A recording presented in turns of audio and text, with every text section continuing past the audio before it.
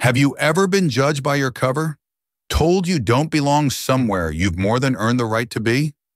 This is the story of Aria Carrington, a titan of industry, a black CEO who, after a grueling week, just wanted a moment of peace. But in the hushed, exclusive world of a first-class airport lounge, she was met not with service, but with suspicion. They tried to eject her, to humiliate her in front of strangers. They had no idea who they were dealing with. Stay tuned to witness the moment their world came crashing down, and how a single metallic card unleashed a tidal wave of karma that would redefine justice. The scent of recycled air and frantic energy that defined John F. Kennedy International Airport's Terminal 7 was a familiar assault on the senses. For Aria Carrington, CEO of the multi-billion-dollar tech firm Zenith Dynamics, it was the final hurdle in a marathon week. She had just closed a 9-figure acquisition in Tokyo, navigated a brutal series of board meetings in New York, and now all that stood between her and a well-deserved respite at her London home was a 7-hour flight. Aria was the embodiment of quiet power. Dressed in a bespoke charcoal gray suit, the lines were clean, severe, and impeccably tailored. There was no flashy jewelry, only the subtle glint of a Patek Philippe Calatrava on her wrist, a gift to herself after Zenith's IPO. Her natural hair was styled in elegant, intricate braids that fell just past her shoulders. At 38, she possessed a composure that could quell boardroom rebellions and charm hostile negotiators. A calm forged in the fires of 1,000 microaggressions and 100 battles against assumptions. She looked less like a person who traveled and more like a person the world rearranged itself around. Her briefcase, a vintage Hermes sac à dépêche, held not just her laptop but the weight of her company, the livelihoods of her 10,000 employees, and the proof of her grueling ascent. All she wanted was the sanctuary of the Sterling Club, British Airways' flagship VIP lounge. She craved the muted lighting, the scent of polished mahogany and fresh espresso, the blissful anonymity of sinking into a plush leather armchair and simply breathing. She approached the polished podium at the lounge entrance. Behind it stood a young woman, her name tag reading Bethany Rose. Bethany Rose had meticulously styled blonde hair, a crisp uniform, and an air of someone who wielded her minor authority like a royal scepter. Her smile was plastered on, bright and unyielding, but it didn't quite reach her eyes as she looked at Aria. "Good evening," Aria said, her voice a low, melodious hum, betraying none of her exhaustion. She presented her boarding pass for flight BA246, clearly marked Club World, British Airways business class. Bethany Rose took the pass, her manicured fingers tapping it against the counter. Her eyes did a swift, dismissive scan of Aria, from her braids down to her simple, elegant loafers. It was a look Aria knew well. It was the, "Are you sure you're in the right place?" look. "Just one moment," Bethany Rose said, her tone syrupy sweet but laced with something sharp. She tapped at her computer, her brow furrowing in theatrical concentration. "The system is being a bit sluggish today." Aria waited patiently. She had learned long ago that patience was a weapon. Reacting to the slight would only validate the aggressor's prejudice. She let the silence hang, a quiet challenge to the attendant's charade. Another minute passed. Bethany Rose let out a small, frustrated sigh. "I'm so sorry," she said, the apology sounding more like an accusation. "It seems we are at absolute capacity for Club World passengers at the moment. Fire regulations, you understand. We have to be so careful." Aria's gaze remained steady. She could see past Bethany Rose into the lounge. It was busy, but far from full. There were several empty armchairs visible from where she stood. "At capacity? That seems unusual for a Tuesday evening." "We've had a slew of delays," Bethany Rose chirped, her explanation too quick, too rehearsed. "It's created a bit of a bottleneck. You're welcome to try again in about an hour. Or there are some lovely coffee shops downstairs." The dismissal was as clear as it was insulting. "Go downstairs where you belong." Aria felt the familiar spark of anger, a hot needle in her chest, but she immediately encased it in ice. Showing emotion was a luxury she couldn't afford. It would be twisted into the stereotype of the angry black woman, justifying their behavior. I've had a rather long day, Arya said, her voice still impossibly calm. I'm quite sure if you check again, you'll find a spot. It was then that a man behind her, in the queue, a portly figure in a rumpled suit reeking of cheap cologne and entitlement, decided to insert himself. For God's sake, he boomed, his voice echoing slightly in the marble-floored hall. Some people just can't take a hint. If the lounge is full, it's full. Stop holding up the line for those of us who actually belong here. Bethany Rose shot the man a grateful, conspiratorial smile. He had said the quiet part out loud. Belong here. The two words hung in the air, a toxic vapor. The casual racism, so effortlessly deployed, was the true gatekeeper. Arya slowly turned her head to look at the man. She didn't speak. She just held his gaze. Her stare was not angry or threatening. It was analytical, like a scientist observing a particularly uninteresting specimen under a microscope. The man who moments before had been puffing his chest out seemed to deflate slightly under the weight of that silent, dissecting gaze. But the damage was done. The situation had escalated. Bethany Rose, emboldened by her new ally, crossed her arms. "Ma'am, as I said, we are full," she repeated, her voice now firm, shedding the pretense of politeness. "I'm going to have to ask you to step aside." The stage was set. The audience, a handful of other travelers, were watching. The injustice was palpable, a bitter taste in the air. Arya knew this was no longer about a seat in a lounge. It was about standing her ground, not just for herself, but for every person of color who had ever been made to feel like an imposter in a space they had earned. She took a slow, deliberate breath. They had no idea the storm they were about to unleash. Part 2, The Manager's Gambit. The tension at the entrance to the Sterling Club had solidified into a thick, uncomfortable silence. Arya remained motionless, a statue of serene defiance, while Bethany Rose's expression hardened from feigned sympathy into outright hostility. The boorish businessman, Gregory Thompson, shifted his weight, a smug smirk playing on his lips, clearly relishing the drama he had helped ignite. "Is there a problem here?" Arya asked, her voice dangerously soft. It wasn't a question of inquiry, it was a demand for justification. Bethany Rose's confidence wavered for a split second before she doubled down. "The problem, ma'am, is that the lounge is full for your ticket class, and you are refusing to accept that. You are causing a disturbance." "The only disturbance," Arya countered, her eyes flicking momentarily to Gregory Thompson, "was the unsolicited commentary from behind me. I am simply questioning a policy that appears selectively enforced."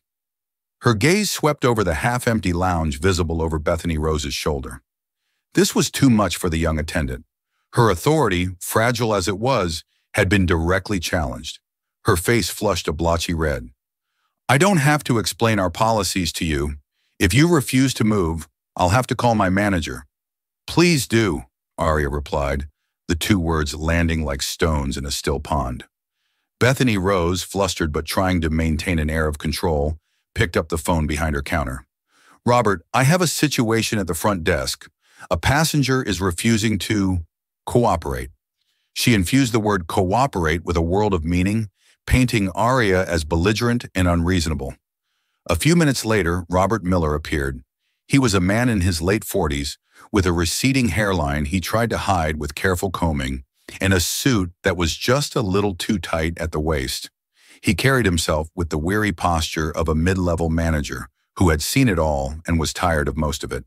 His default setting was de-escalation, which in his playbook usually meant placating the loudest person and removing the perceived source of the friction. "Good evening," he said, his eyes darting between Arya, Bethany Rose, and Gregory Thompson, trying to read the battlefield. "What seems to be the trouble?" Bethany Rose launched into her version of events. "I've explained to this lady," she said, stumbling over the word as if it didn't fit, "that we are at capacity for Club World passengers. I've politely asked her to wait or come back later, but she refuses to listen and is holding up the entire queue." Gregory Thompson immediately chimed in, eager to play the role of star witness. "That's right, I saw the whole thing. The girl was perfectly polite. This one here just wouldn't take no for an answer. Thinks the rules don't apply to her, I suppose." He winked at Robert. a clear signal of male camaraderie against a difficult woman. Robert Miller's eyes settled on Arya. He saw a black woman in a power suit standing alone, and his mind, conditioned by years of societal biases and corporate training that prioritized expediency over justice, made a swift calculation. She was the nail that was sticking up. She was the one to be hammered down. "Ma'am," he began, adopting a tone of condescending paternalism, "I understand your frustration. Travel can be stressful. However, my staff are just doing their job. Our capacity limits are strict. I'm sure you can understand." "Mr. Miller, is it?" Arya asked, reading his name tag. Her voice was like ice. "I understand policies. I also understand what I can see with my own eyes. Your lounge is not full. What I fail to understand is why your staff would lie about it." Robert's professional smile tightened. This was not going the way he'd planned. She wasn't intimidated. She wasn't backing down. "Now let's not use inflammatory language like lie," he chided gently. "There may have been a misunderstanding. Perhaps the system hasn't updated with the latest departures. The point is, for the comfort and safety of all our guests, I have to trust my team's assessment.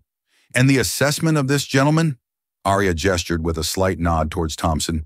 "Is he part of your team as well?" Thompson puffed up again. "I'm a frequent flyer, a gold card holder. I know how these things work. I know the sort of people who belong in here."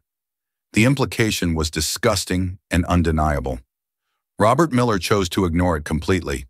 He saw the path of least resistance, and it was a path that led directly away from confronting a wealthy-looking white male passenger.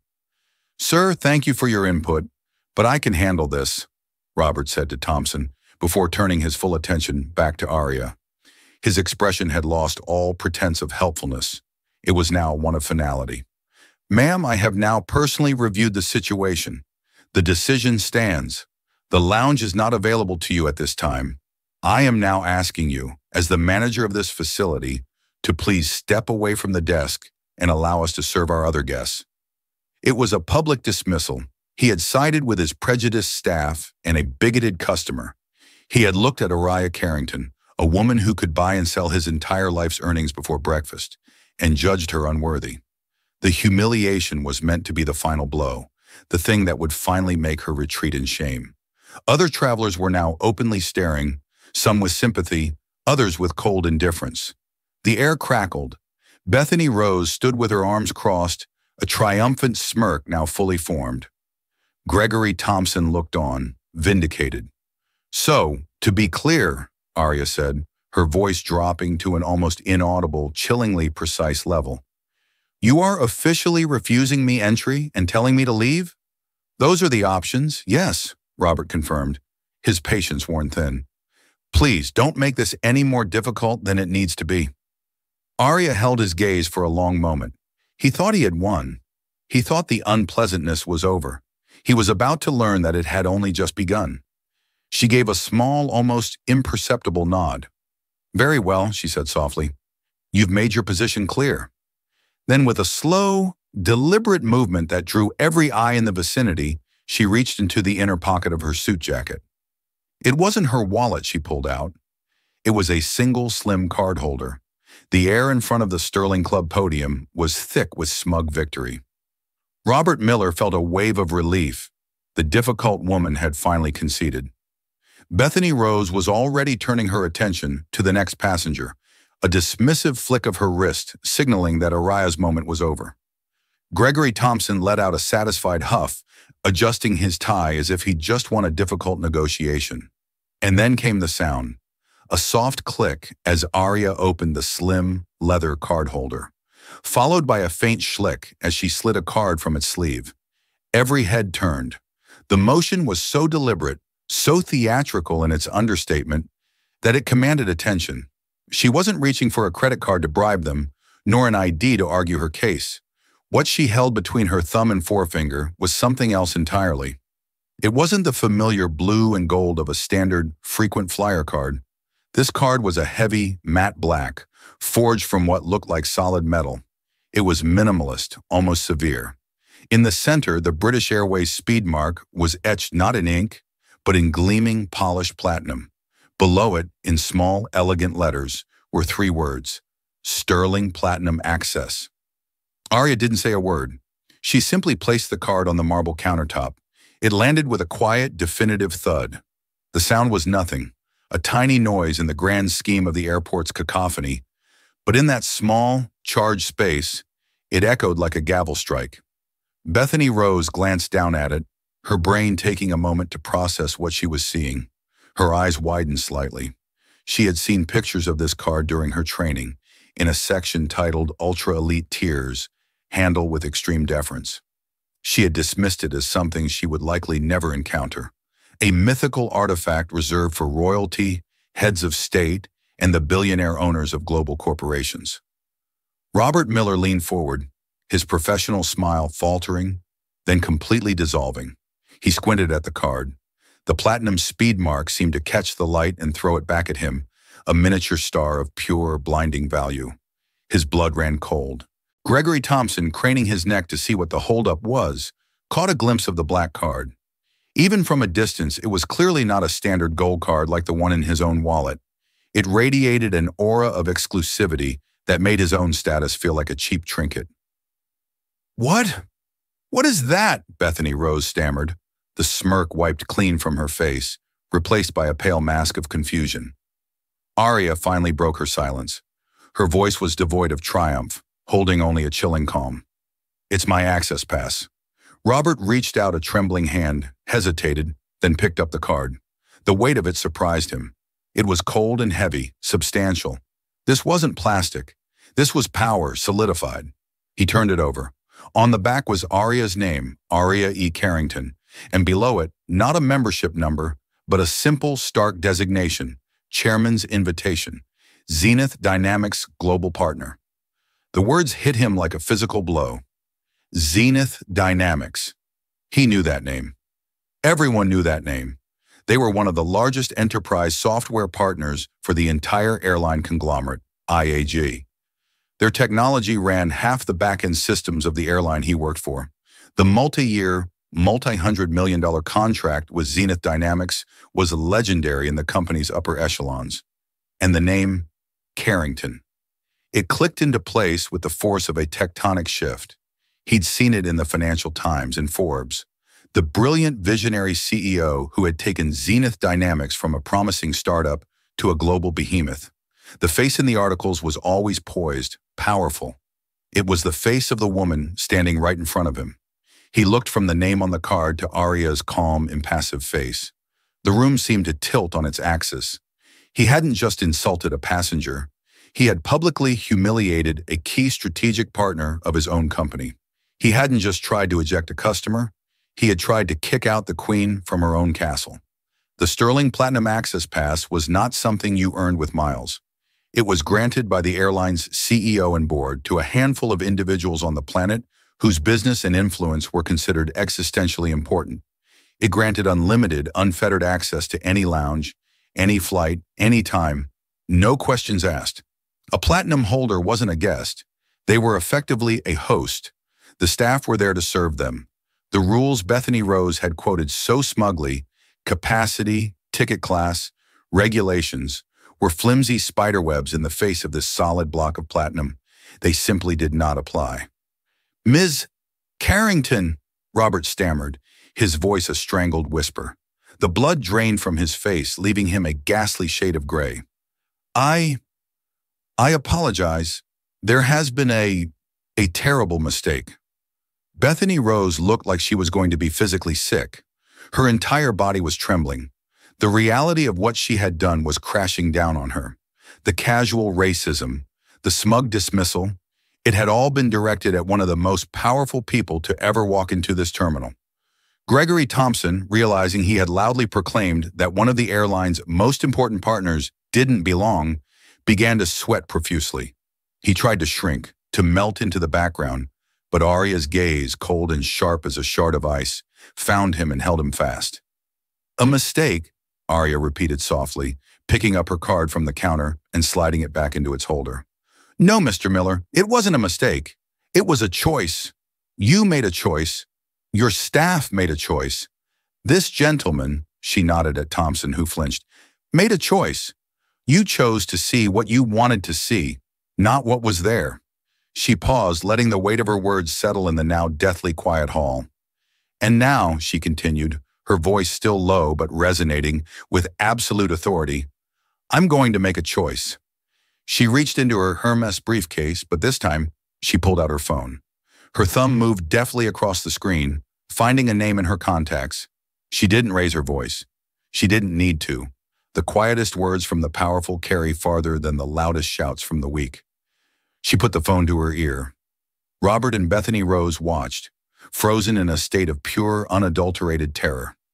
They knew with a certainty that chilled them to the bone that they weren't just about to lose their jobs. They were about to become a cautionary tale. The click of Aria's phone connecting was the only sound in the vacuum of dread that had enveloped the lounge entrance. Robert Miller's heart hammered against his ribs, a frantic drumbeat of impending doom. Bethany Rose stood paralyzed, her face a canvas of dawning horror. She could feel her future, a bright and upwardly mobile career path she had so carefully planned, cracking and crumbling into dust. "David, it's Aria," she said into the phone, her tone as conversational as if she were ordering tea. "I hope I'm not interrupting your evening." Robert's mind reeled. David. There was only one David in the upper echelons of the airline, who a person like Aria Carrington would call by his first name, Sir David Harrison, the Chief Commercial Officer for International Airlines Group, British Airways parent company. He was a legend, a ruthless operator who sat on the board and whose displeasure could end careers across continents with a single email. "I'm fine, thank you," Aria continued, a slight mirthless smile touching her lips. "Well, mostly. I'm actually at your JFK Sterling Club right now. Or more accurately, I'm standing outside of it." She paused, listening. Robert could almost hear the confused questions from the other end of the line. No, my pass is fine," Aria said, her eyes locking onto Robert Miller's. "The issue seems to be more philosophical. Your lounge manager here, a Mr. Robert Miller, has just informed me that I'm not welcome. He has, in fact, instructed me to leave the premises." She held the phone slightly away from her ear. Even from a few feet away, the faint, tinny sound of a raised, furious voice could be heard erupting from the receiver. It was a squall of outrage, a torrent of panicked, high-level corporate fury being unleashed across the Atlantic. Robert Miller began to sweat through his suit jacket. His starched collar felt like a garrote, tightening around his neck. He wanted to speak, to plead, to explain, but his tongue was a leaden weight in his mouth. What could he possibly say? "I'm sorry, Sir David. I judged her by the color of her skin and assumed she was a nuisance," Aria continued, her voice a calm narrative in the face of the hurricane on the other end. His front desk attendant, Bethany Rose, was quite creative. She insisted the lounge was at capacity, despite visual evidence to the contrary. And there was another passenger, a Mr. She paused, her gaze sliding over to Gregory Thompson, who was now desperately trying to wheel his carry-on away and disappear into the crowd. "Ah, he seems to be in a hurry. A gold card holder who was very vocal about who does and does not belong here." Her message was clear. She wasn't just reporting bad service. She was methodically dismantling them, piece by piece, with cold, irrefutable facts, to one of the most powerful men in their industry. "Yes, David, I agree. It is disappointing," she said. "It speaks to a systemic training failure, a cultural issue, really." She used the language of corporate oversight, words that every executive dreads hearing, as they imply a deep-rooted rot that goes far beyond a single employee's mistake.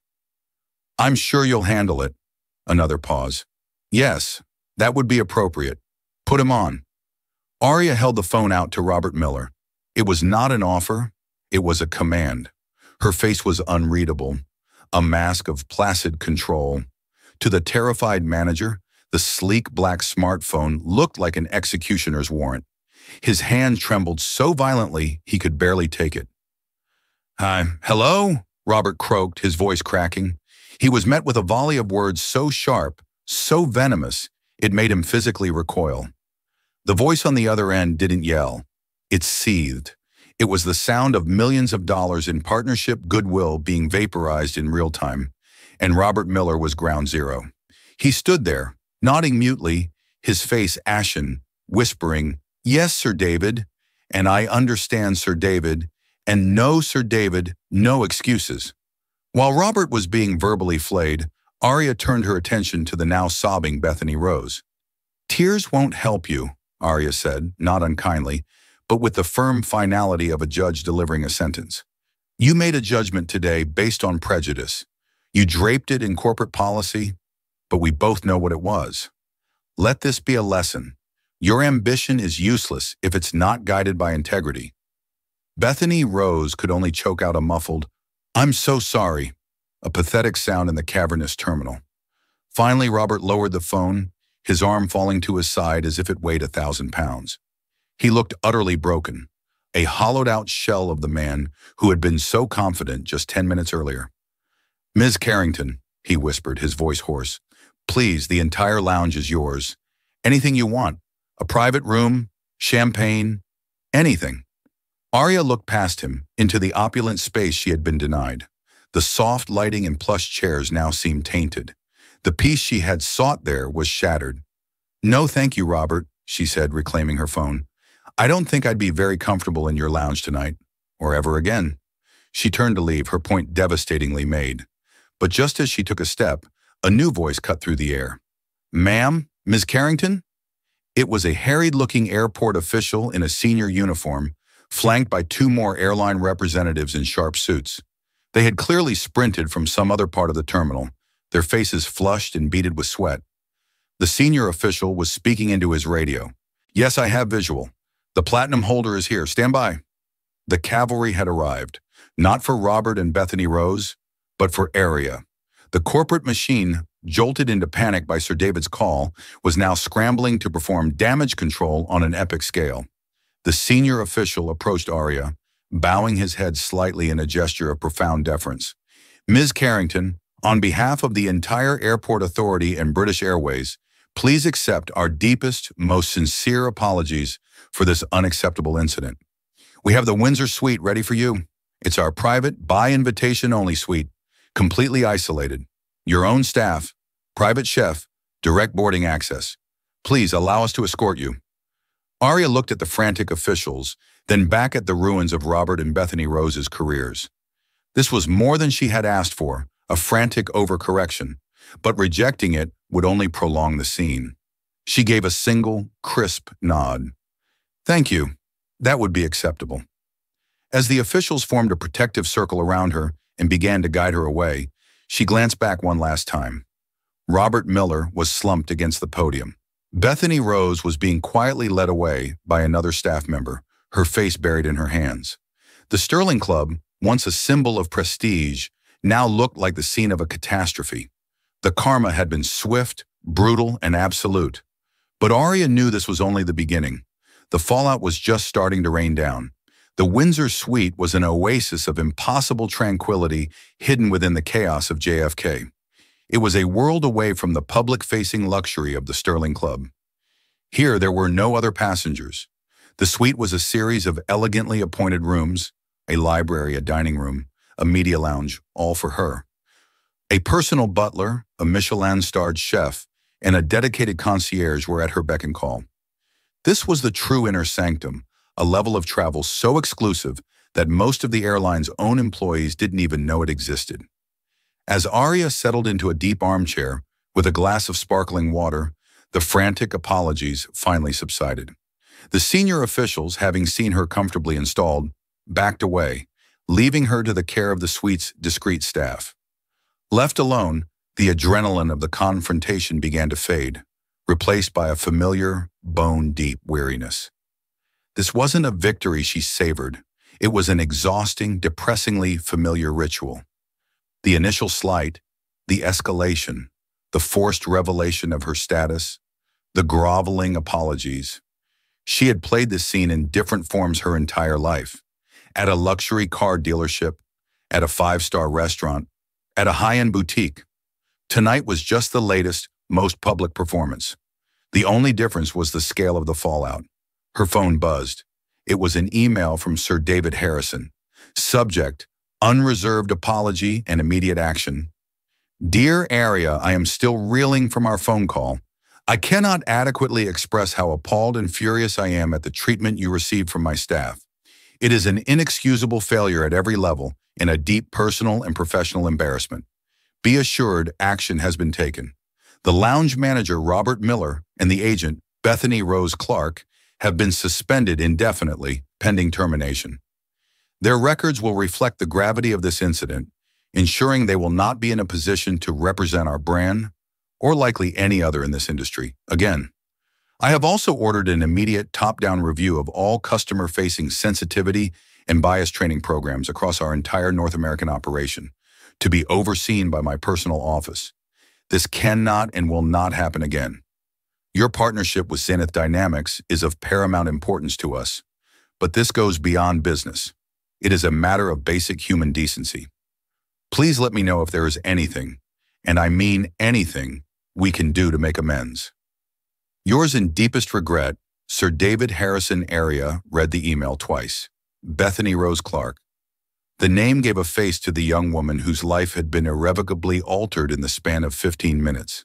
There was a part of Aria that felt a pang of something, not pity exactly, but a sad recognition of the waste. A young woman, poisoned by a prejudice she had likely absorbed from the world around her, had thrown her career away for the cheap thrill of feeling superior to a black woman. And Robert Miller. He was worse. He was a manager, a leader. He had the power to diffuse the situation, to choose fairness. Instead, he chose the path of least resistance, which was the path of bigotry. He had failed the most fundamental test of leadership. His fate was earned. But the email mentioned a third person only in passing, the man who had fanned the flames, Gregory Thompson. The airline had no authority over him. His karma, Aria mused, was yet to be delivered.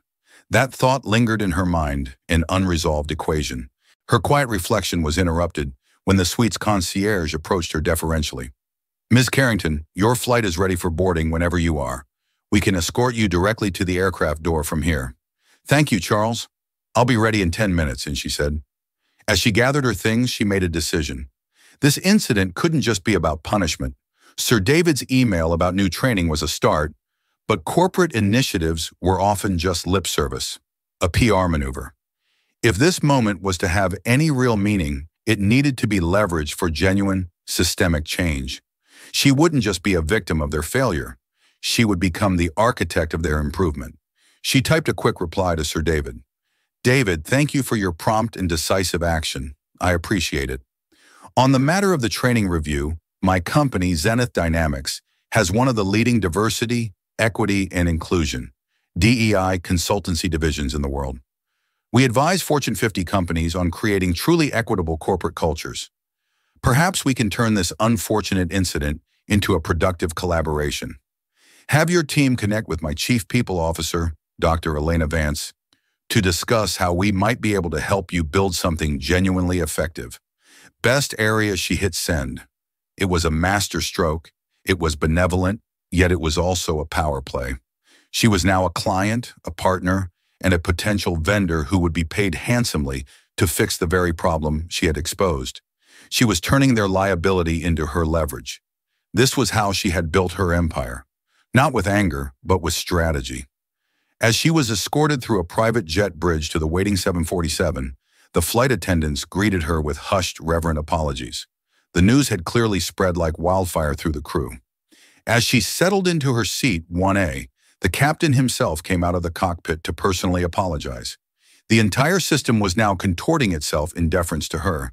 But as the plane door closed and the aircraft began its slow taxi to the runway, her mind was still on that one loose thread, Gregory Thompson. His smirking, entitled face was burned into her memory. The universe, Aria believed, had a way of balancing its books. His invoice was still outstanding. The wheels of corporate karma grind slowly, but they grind exceedingly fine. For Robert Miller and Bethany Rose Clark, the consequences were swift and brutal. As Sir David's email promised, they were terminated. But it didn't end there. The incident, though not public, became an internal legend, a whispered case study in what not to do. Their names were unofficially blacklisted. Robert, once a respected manager on a six-figure salary, found himself unemployable in the aviation industry. A year later, he was working as an assistant manager at a budget rental car company in a desolate lot near Newark Airport, the ghosts of his former authority mocking him with every minivan he inspected for scratches. Bethany Rose's fall was less precipitous, but just as complete. Her dreams of climbing the corporate ladder vanished. She ended up moving back to her parents' home in suburban New Jersey, working as a receptionist at a local dental office. The sterile smell of antiseptic, a constant reminder of how clinically her ambitions had been excised. But the story of Gregory Thompson required a more elegant, more devastating stroke of fate. 2 weeks after the incident at JFK, Aria was back in her corner office at the Zenith Dynamics headquarters in London. The view of the city was spectacular, but she was focused on the files displayed on her oversized monitor. She was reviewing the final candidates for the Zenith Catalyst program, a multi-million-dollar initiative to invest in and acquire promising mid-sized tech companies. Her chief strategy officer, a sharp man named Julian Croft, was walking her through the top 3 contenders. And the last one, Thompson Innovations, is a strong contender from a product standpoint, Julian said, pointing to the screen.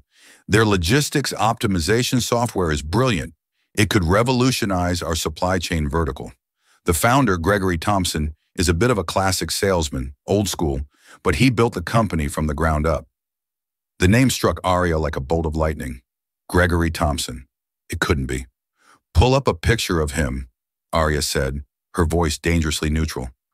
Julian tapped a few keys. A corporate headshot filled the screen. It was him. The same bloated face, the same smug eyes, the same man who had stood behind her in line, dripping with condescension and proclaiming that she didn't belong. Aria stared at the picture, a slow, cold wave of realization washing over her. The universe wasn't just balancing its books, it was delivering the ledger directly to her desk. Thompson Innovations was, according to the file, desperate for this acquisition. They had over-leveraged on a recent expansion and were burning through cash. The Zenith deal wasn't just an opportunity, it was a lifeline. Without it, they would likely face bankruptcy within 6 months. "Tell me more about him, Julian," Aria said, her eyes still fixed on the screen. "The man, not the company." "Well," Julian said, slightly confused by her focus, "he's known to be a bit abrasive. A few whispers about a difficult workplace culture, high turnover. He's a member of a few old-fashioned country clubs, sits on the board of his alma mater. Pretty standard for that generation of CEO. Why the interest?" Aria leaned back in her chair, the leather creaking softly. "Because culture is everything. A brilliant product built on a toxic foundation is a house of cards. We aren't just acquiring software, Julian. We're acquiring people. We're acquiring leadership. We're acquiring a reputation." She remembered his words at the airport with crystalline clarity. "Stop holding up the line for those of us who actually belong here." A man who thought that way about a stranger in an airport undoubtedly fostered a culture of exclusion and bias within his own company. His difficult workplace culture wasn't a quirk. It was a feature. Her decision was instantaneous. "Kill the deal," she said. Julian was stunned. "Aria, what? Their tech is leagues ahead of the competition. This could set us back a year." "I don't care," she said, her voice final. "I will not have the Zenith Dynamics name associated with that man or the culture he represents. I want you to personally call him and inform him that we are rescinding our offer, and I want you to be specific about the reason." "What reason do I give?" Julian asked, bewildered. "Tell him," Aria said, standing up and walking to her window, looking out over the sprawling city, "that after a final review we found a fundamental and irreconcilable misalignment of corporate values." 3 days later, Julian reported back. The call had been made. Gregory Thompson had apparently gone ballistic, screaming and threatening lawsuits before finally breaking down and pleading. Julian had held firm, repeating the phrase misalignment of corporate values like a mantra. The fallout was catastrophic for Thompson Innovations. News that Zenith had pulled out at the 11th hour spooked their creditors. The loans were called in. Within 2 months, the company was forced into insolvency. The brilliant software was sold for pennies on the dollar to a competitor in a bankruptcy auction. Gregory Thompson lost everything. His company, his fortune, his country club memberships. He was ruined, a victim not of a bad business decision, but of a 5-minute lapse in character. a moment where he chose bigotry over basic decency. He had tried to gatekeep a VIP lounge and in doing so, had torched his entire life's work. His karma had arrived, and it was a bill he could never hope to pay. Aria took no joy in his downfall, but she felt a profound sense of rightness. The ledger was now balanced. The ecosystem had been cleansed. Her work was not just about building a company, it was about curating a world she wanted to live in, a world where the Gregory Thompsons of the world did not hold power. And in that quiet, decisive moment in her office, she had done just that. The months that followed the JFK incident became a testament to Aria Carrington's true definition of power. It was not a weapon to be wielded for revenge, but a tool to be used for reconstruction. Her offer to Sir David Harrison to help overhaul his company's culture was accepted with the speed and desperation of a drowning man grabbing a life raft. But for the executives at the airline, the reality of what that meant was a bitter pill to swallow. The initial video conference between Zenith's DEI division and the airline's senior management was a study in veiled hostility. The screen was filled with the faces of men and women in expensive suits, their expressions a mixture of resentment and forced politeness. They saw this as a penance, a PR crisis to be managed. They were prepared for a slap on the wrist, a new series of bland, legally approved training videos, and a hefty invoice. They were not prepared for Dr. Elena Vance. Aria's chief people officer was a formidable woman in her own right. With a PhD in organizational psychology and a reputation for dismantling toxic corporate structures with the precision of a surgeon, she radiated an unshakable, empathetic authority. She listened patiently for 20 minutes as the airline's VPs explained away the incident as an isolated case involving 2 rogue employees. They used phrases like unfortunate lapse and not representative of our core values. When they finished, Elena didn't argue. She simply asked a question. Can you please tell me, in your own words, what your core values are when it comes to customer dignity? The silence was deafening. They stumbled over one another, reciting generic mission statement platitudes about excellence and service that sounded hollow even to their own ears. Dr. Vance let the uncomfortable silence hang, allowing them to feel the vacuousness of their own corporate speak. That's our starting point, she said, her voice calm but firm. We're not here to install a patch. We are here to help you excavate, understand, and rebuild your foundation. The excavation was brutal. Dr. Vance's team conducted hundreds of confidential interviews, creating a safe space for employees to speak honestly. They unearthed a deep well of unconscious bias, a pervasive us versus them mentality, and a culture where mid-level managers like Robert Miller were incentivized to eliminate friction rather than uphold principles.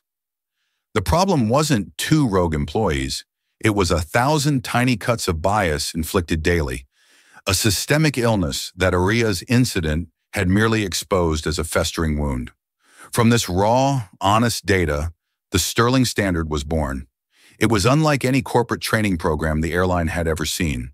The Zenith team designed immersive virtual reality modules where a check-in agent could experience, through a virtual headset, being a passenger who was being ignored, condescended to, or racially profiled. They felt the rising anxiety, the sting of humiliation. They saw the smirks and dismissive gestures from their own virtual perspective. One veteran flight attendant, a man named Gary who had been with the airline for 30 years, emerged from the VR simulation, pale and shaken. "My God," he whispered to Dr. Vance, I've done that. The little sigh, the glance at the clock. I never thought that's what it felt like on the other side.